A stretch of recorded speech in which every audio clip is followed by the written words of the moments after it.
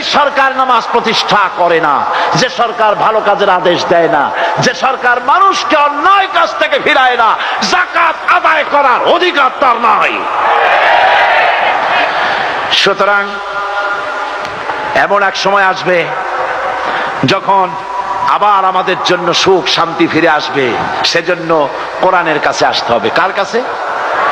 এই কোরআন হলো সেই কোরআন। আমার নবী বলেছেন, মান ক্বালা বিহি সাদাকা।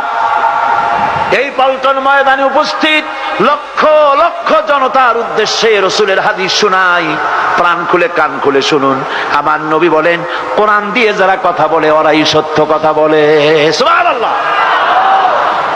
আপনার নেতা বক্তৃতা করতে আসে, না আছে কোরআন, না আছে হাদিস, সব নিজেদের মন গড়া কথা, ঠিক কিনা? কোরআন দিয়ে যারা কথা বলে তারা সত্য কথা বলে, কোরআন দিয়ে যারা মানুষকে ডাকে ওরাই সঠিক পথের দিকে ডাকে। যেই ডাক শুরু হয় দুনিয়া থেকে, আর এর যাত্রা শেষ হয় জান্নাতুল ফেরদাউসে গিয়ে। আখরাজাহু তিরমিজি, তিরমিজি শরীফের হাদিস এটি। সুতরাং ইন্নাদ-দীন ইনদাল্লাহিল ইসলাম। জীবন ব্যবস্থা কেবলমাত্র কোনটা? জোরে বলেন, কোনটা? এই ইসলামের আইনের সামনে মাথা নত করে দিতে হবে।